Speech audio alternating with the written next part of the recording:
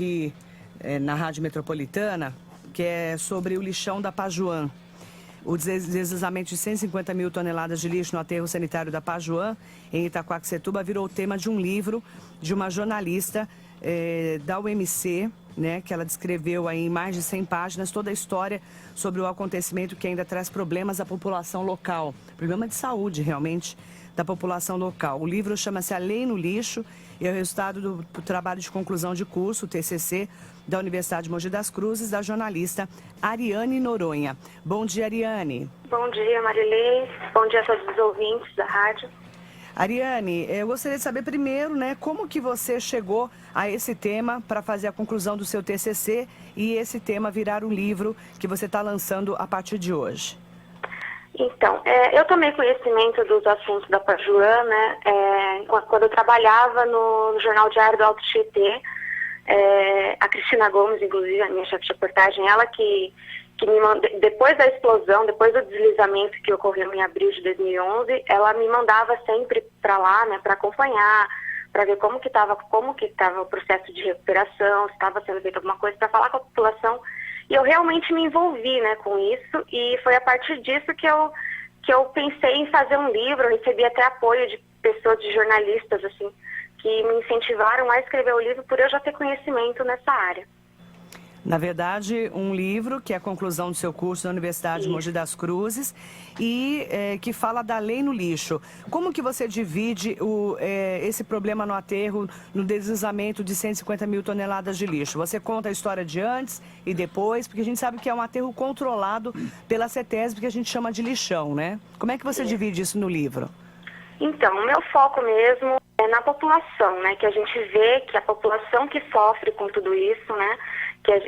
No meu livro eu abro falando disso, já do dia da explosão, de como aconteceu. E aí os outros capítulos eu vou explicando a questão das multas, né? Que foram mais de 8 milhões em multas que o aterro recebeu. A ideia da criação da área de transbordo, da ampliação. Diversos assuntos assim que são divididos nos capítulos, né? São vários. Eu falo do projeto do aterro também. Eu peguei diretamente com a Implaza, que foi uma empresa que criou o projeto do aterro sanitário mesmo. E aí eu ouço também a versão da Pajuã. Tem um capítulo que fala sobre a versão da Pajuã. E eu finalizo com a forma que vivem os moradores. Eu escuto os moradores, né? Que eles contam como que vivem. Tem alguns, inclusive, que já vão se mudar de lá por não conseguir viver mesmo, né, naquela situação toda. Aí eles vão se mudar de lá, porque eles não sabem também mais a quem recorrer, porque foram tantas coisas que aconteceram já, e eles não sabem, assim, vão acabar se mudando, né, de lá. Alguns, inclusive, relatam que é difícil sair, alguém também se interessar a comprar o imóvel para eles poderem sair de lá, né? Porque está muito desvalorizado, o entorno do aterro sanitário está muito desvalorizado e isso é relatado, fica evidente no livro.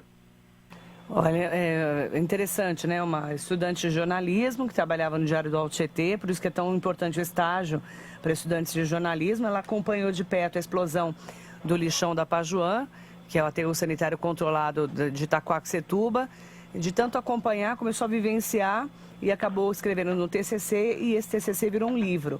Eu quero até começar falando com o professor Mário Sérgio Moraes, que é professor universitário há muitos anos, e a importância, né, de nós termos jornalistas já começando engajados, né, em causas como essas, não é, professor? Bom dia. Bom dia a minha cara aluna. A gente, quando vê um trabalho desse tipo, a gente fica extraordinariamente orgulhoso. Orgulhoso porque, pelo seu relato, você está entrando no coração do jornalismo. E o coração do jornalismo é a fonte. É aquela frase que quando uma favela pega fogo, a maior autoridade não é o bombeiro, é exatamente o favelado. E você está trazendo isto, quer dizer, você está colhendo depoimentos das pessoas da localidade para que mostrem essas péssimas condições ambientais. E, de outro lado, você também está procurando a versão da própria empresa. não é? Eu tenho a impressão que esse trabalho que você está fazendo pode pôr na mídia uma preocupação maior. É bem verdade que a mídia local, aqui a mídia do Alto Tietê, já tem dado uma visibilidade muito grande a esse problema. Mas eu tenho a impressão que na medida em que organizações sociais possam se engajar, não é? Aqui, por exemplo, eu li uma reportagem que o futuro bispo de Mogi, Dom Luiz, que é uma pessoa de uma visão extremamente social, já está se preocupando com este fato. Então eu tenho a impressão que o seu trabalho vai ter uma série de consequências a partir exatamente desta metodologia que você fez. Então, meu Deus, parabéns para você. Obrigada, professor. Eu quero colocar o professor Nabil nessa conversa.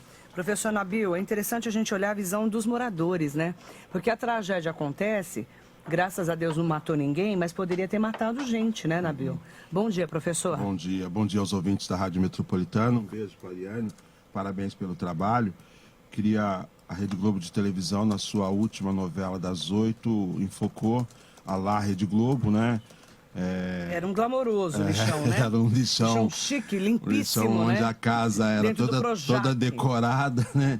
Mas é uma visão que muitas vezes é história oficial e muitas vezes nós não conseguimos abordar, que é a visão de quem realmente sofre as consequências. E também temos que lembrar disso, né? As pessoas que trabalham ali, né? São trabalhadores, muitas vezes sem condições nenhuma, inclusive condições subhumanas, né? Sem condição de higiene, sem a questão da saúde. Os moradores, o impacto da vizinhança ali do lado, que sofrem as consequências disso também. Então eu penso que é um trabalho extraordinário. E nós, enquanto população e o Estado, nós ainda não conseguimos, Marilei, resolver essa questão. Não. Nós temos uma esperança agora... O plano de resíduos sólidos, plano de resíduos sólidos, daqui 2 anos, em 2014... possa resolver isso, porque na verdade vai ser uma lei, é uma lei nacional. Mas tem muita gente não fazendo a lição muito de casa, difícil, né? Volto a insistir, mas nós temos um problema seríssimo, que é a questão econômica envolvida nisso. Existem interesses econômicos extraordinários por detrás da coleta do lixo. O lixo é rico, É né? muito dinheiro, é um dos contratos de maior vulto nas administrações municipais, de todas as administrações, não estou falando aqui de uma nem de outra, e nós vamos ter que rever, inclusive, os nossos hábitos de consumo. Insisto em falar nisso, porque o que nós estamos fazendo com o planeta, e o planeta já demonstra a sua insatisfação a partir do momento que a gente tem aí mudanças de temperatura, furacões onde nós não tínhamos, calor excessivo, frio excessivo em épocas do ano que nós não tínhamos.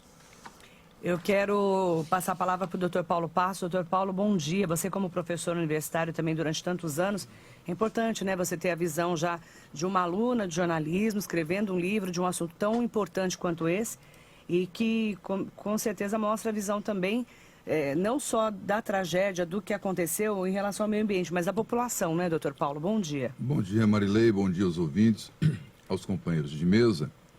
Eu não digo nem a aluna do jornalismo, eu digo a aluna que já tem uma visão social com pouca idade, como demonstra a sua voz. Em tempos de hoje, se torna um tanto difícil o aluno amadurecer nesse ponto. Ligado àquilo que a sociedade lhe oferece enquanto jovem, vive muito mais essa vida do que efetivamente o problema social que está ao seu redor, que está ao seu lado. Por isso, os parabéns devem ser renovados, já que o Mário Sérgio me antecedeu, à aluna que escolheu esse tema como trabalho de conclusão de curso. Eu gostaria, nesse aspecto, de também relembrar aquilo que já escrevi a respeito. Nessa novela de grande audiência que tivemos agora, que quase que paralisou o Brasil, que teve aí picos tão grandes que se temia, inclusive, por um apagão, se todos viessem assistir aquele final, já que se falava da morte de alguém. O glamour que vocês se referiram agora, eu escrevi outro dia, foi colocado em primeiro plano, enquanto plano de fundo ficou pessoas colhendo lixo para sobreviver, eis que nem condição para isso tem. E mais que isso, aquela que era a principal personagem, digamos, a tal de Carminha, ela foi relegada a um plano tão inferior e bem próprio da nossa sociedade, que ela voltou ao lixão, como se nós tivéssemos classes sociais, o que infelizmente acontece entre nós. Então essa dor efetivamente existe, é grande e deve ser lembrada. Eu só gostaria de tomar a palavra aqui um instante para, fugindo desse assunto e continuando dentro dele, já que o professor Mário Sérgio tocou, dizer que eu duvido que o bispo que venha para cá tenha qualquer visão social, ele tem visão exclusivamente de igreja. Isso ficou tão claro que outro dia ele foi flagrado entrando na igreja numa contrição própria do sacerdote e deixando ao lado uma pessoa que dormia coberta com papel sem sequer virar o rosto, como faria, com certeza absoluta, e até abençoaria Cristo nos tempos passados. Se essa é a visão social, eu gostaria que nós tivéssemos alguém com visão um pouco diferenciada. Eu quero dar meu bom dia para o Coronel Salles. Bom dia, Coronel. Bom dia, Marilei. Bom dia aos nossos ouvintes. Complementando aí ao trabalho TCC da Ariane, eu queria só dar uma enotecida, Marilei, que nós temos muitos TCCs realizados por alunos que não são devidamente aproveitados.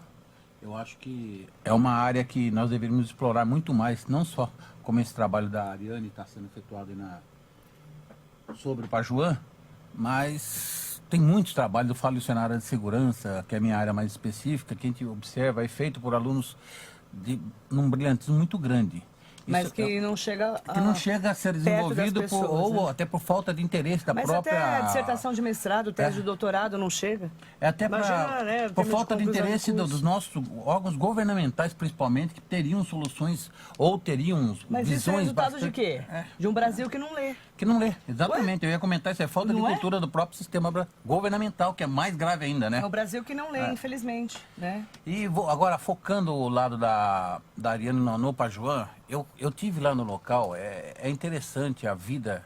Eu tive lá por curiosidade também, porque sempre tem aquela pecha, né? Que em torno do lição tem muito marginais, tem pessoas pobres, vamos dizer assim, não quer dizer que são marginalizadas. Ao contrário, eu tive a grata satisfação de visualizar lá pessoas que sofrem, não só com a situação de vida que está para aquela região, que, como diz os meus companheiros de mesa aqui, é uma condição até sub-humana, mas de uma galhardia, de um orgulho, de uma integridade bastante ímpar. E as empresas, naquele fator econômico desenfreado, acabam atropelando. E eu só tomaria uma corretiva do que o Mário Sérgio falou, não as autoridades, os protagonistas principais, que são o povo, o cidadão, o homem, acaba sendo relegado a quarto, quinto plano. É uma situação bastante grave, que a gente percebe isso lá no Pajuã, os pajuãs da vida, né? Não temos só Itaquá, mas nós temos povo, nós temos cidadãos que acabam sendo afetados, não só os que vivem em torno, no lixão em si, na área da Pajuã, mas como um entorno, porque é um cheiro fétido muito insuportável, que até na Ayrton Senna, se nós passarmos, nós sentimos esse cheiro horrível. E tem que ter tomado algumas providências. Que esse trabalho da Ariane aí sirva para que as autoridades que estão se discutindo isso aí nos últimos 3, 4 anos, e vão discutir mais alguma coisa para os próximos dias vindouros aí, peguem algumas coisas salutares que ela escreveu em seu TCC, que, note-se, eu não tive acesso ainda ao trabalho, mas pelo que se percebe, o Marcelo disse que foi aluna dele, tem uma gama de materialidade bastante suficiente para esclarecer esses duvidosos em relação principalmente à solução do problema para aquilo, né? Eu acho que é o que eu tenho que falar, e parabéns, Ariane, e que outros alunos tomem temas para seus TCCs mais focados nessas realidades. E as autoridades que usem, né, mais esses trabalhos maravilhosos que nós temos aí. Bom dia, doutor Dirceu do Vale. Bom dia, Marilei. Bom dia aos amigos da mesa. Bom dia àqueles que estão nos ouvindo. Bom dia, Ariane. Parabéns a Ariane. A imprensa, Marilei, já disse o velho baiano, é a vista da nação. É através do jornalista que o povo, a população, consegue enxergar as malversações, consegue enxergar a incompetência, consegue enxergar a corrupção. Então, o trabalho dela é brilhante sob esse ponto de vista. Evidentemente, faço minhas as palavras do Mário Sérgio, que a elogiou e teceu todas as loas que ela merece. E também faço minhas as preocupações que o professor Nabil trouxe aqui na mesa. A questão do lixo tem que ser repensado. A questão do lixo, sabe, Nabil, é uma coisa tão impressionante porque todo mundo tem ciência e consciência do tamanho do contrato, todo mundo tem ciência e consciência dos interesses econômicos que orbitam contratos do lixo, aqui, ali e acolá. Todo mundo sabe as consequências, todo mundo sabe que na história do lixo é o ditado do velho amigo bombeiro, de onde a fumaça há fogo, que impera. Isso eu estou falando nos piores termos possíveis, né? Mas ninguém faz nada, rapaz. Então, isso é uma tristeza e trabalhos como o da Ariane servem para alertar, ainda que de forma indireta, essa questão tão tormentosa que é a questão dos resíduos, a questão do lixo, a questão de como nós vamos lidar com esse problema daqui por diante. De todo modo, parabéns mesmo a Ariane. É interessante que ela mostrou uma visão social que faltou aos, aspas, donos do lixão, que se preocuparam exclusivamente em armazenar detritos ali, pouco se preocupando com a população, a ponto de permitir que viesse a explosão que aconteceu naquela época e a ponto de permitir que o seu local de depósito de lixo fosse fechado por não ter as condições próprias. Então aquilo que se buscava era exclusivamente o lucro pelo lucro, pouco se importando com a população. Ariane, suas Oi. considerações, por favor, em relação aos comentários. Olha. É interessante, eu quero até fechar com o meu comentário, dizendo que eu que acompanho o lixão da Pajuã há 20 anos, mais ou menos, a gente realmente precisa fazer esse alerta em relação aos moradores que moram ali em torno. É uma vida muito difícil, eles vivem no meio do cheiro insuportável. O cheiro horrível nas casas. Você sabe, porque você estava, acompanhou de perto, você sabe disso. E a gente precisa, eu concordo com o Dr. Paulo Passo, com o Coronel Salles, ter essa visão mais social do problema, né? E aí você vê, os donos do aterro, né, do lixão não estão nem aí. A gente não vê políticas públicas sendo feitas também ali no entorno. Nós temos aí várias indagações para fazermos ainda, além do seu livro, não é verdade? É verdade, Maria. Eu quero agradecer, né, a todos os elogios aí dos professores. Mário Sérgio foi meu professor, Nabil também foi meu professor no ensino médio, né?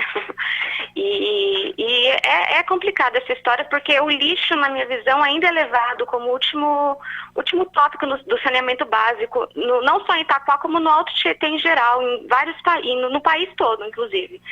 E, assim, são várias multas, várias penalizações, CETESB, um empurra, né, Prefeitura, CETESB, Pajuã, um fala que a culpa não é minha, a culpa não é...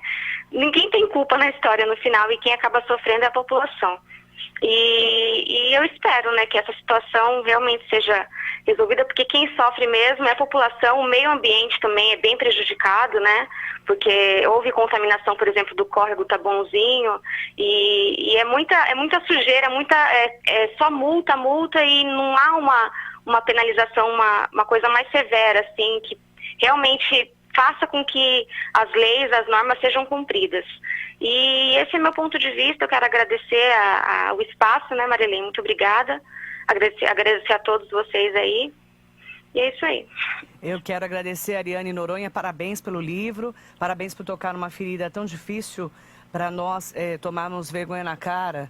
Eu falo nós como cidadão, políticos, instituições, sociedade, né? A gente tem que tomar vergonha na cara e cuidarmos do problema do lixo. O plano de resíduos sólidos está aí para 2014 e tem pouca gente, poucas cidades fazendo a lição de casa. Serve de alerta o seu livro. Parabéns para você. Que seja o primeiro de muitos livros aí na sua vida. E eu quero complementar com o que o Coronel falou. Coronel, Terminei a minha dissertação de mestrado, sou mestre em Ciências Sociais, né, em Política, né, pela PUC de São Paulo, e vocês acompanharam o meu sofrimento para fazer a minha dissertação, falando da importância do rádio na prestação de serviços à comunidade. A professora Lucy Bonini fala para mim todo dia, você tem que escrever isso aí, pôr num livro.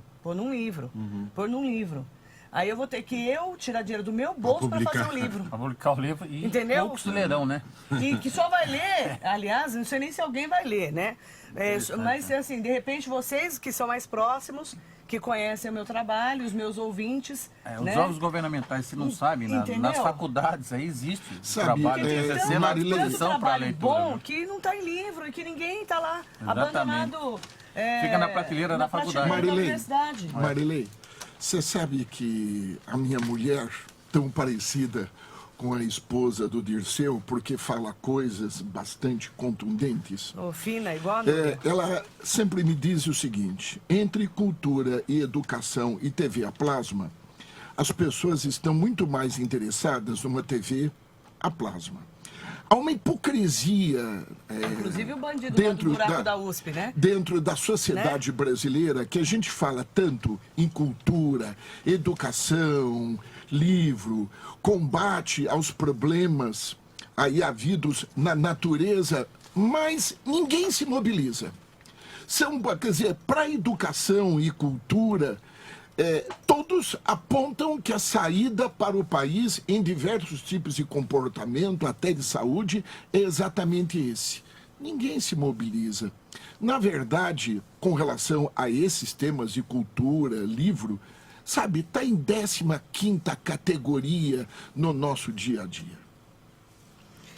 Querem comentar, meninos? Eu gostaria de dizer... Por favor, meu menino, Dr. Paulo contraponto, Passos. quase que como sempre, para o professor Mário Sérgio, porque temos ideias que não se ajustam, que não há nada demais em se querer a TV a plasma. Ao contrário, eu acho que é perfeitamente normal. Mas o problema é só querer a TV. Eu acho que é perfeitamente normal só querer a TV. Eu não acho. Mas, Marilei, deixa eu terminar. Termina. Nós vivemos em uma época... Não, agora vai brigar comigo, não, é que eu não terminei o meu raciocínio. Termina, eu acho que é perfeitamente, eu acho que é perfeitamente normal, se analisando os tempos que nós vivemos.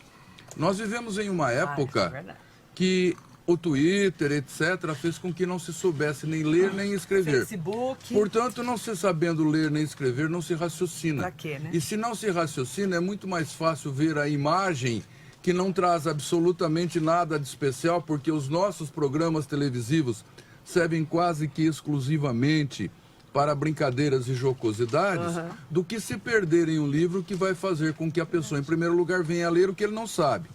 Em segundo lugar, tenha uma visão social que ele não conhece. E em terceiro lugar, por isso tudo, tenha que raciocinar. Mais que isso, Marilei, nós temos que pensar também que nós vivemos em uma sociedade eminente, exponencialmente capitalista, de um capitalismo selvagem ao extremo, em que a televisão a plasma ou a televisão do que quer que seja, LCD ou que diabo seja, é sinal de status. Da mesma forma que aquele que não tem vai furtar ou vai roubar para ter o tênis de marca e a roupa de marca, ele prefere muito mais o televisor para dizer lá fora que tem, do que ter a cultura e do que ter um ensinamento necessário. Portanto, com dor na alma, eu sou obrigado a dizer que nos tempos que nós vivemos, diferentemente daquele que foi o meu, nós estamos diante de uma realidade que não pode ser deixada de lado. É normal essa visão e essa percepção. Marilei, deixa eu dar a minha complementação. A complementação ao Paulo. O Paulo, às vezes, ele coloca imagens diferentes e na explicação dele, nada mais é do que uma análise daquilo que a gente falou anteriormente, e não há contradições e há complementações. Vejam aquilo que ele disse corretamente. A imagem não traz nada de profundidade. É exatamente, quer dizer, a gente tem um celeiro de informações pouco útil. O livro, ao contrário, o livro traz uma capacidade de conhecimento e criatividade que é exatamente aquilo que, em outras palavras... E exige pensamento, exige pensamento que não se tem hoje em dia. Eu quero chamar para participação especial nessa quinta-feira, já que amanhã é feriado, nós vamos libertar amanhã o deputado Arnaldo Faria de Sá. Então, hoje, ele vai participar especialmente aqui com a gente nos Meninos da Marilei. Bom dia, deputado Arnaldo Faria de Sá.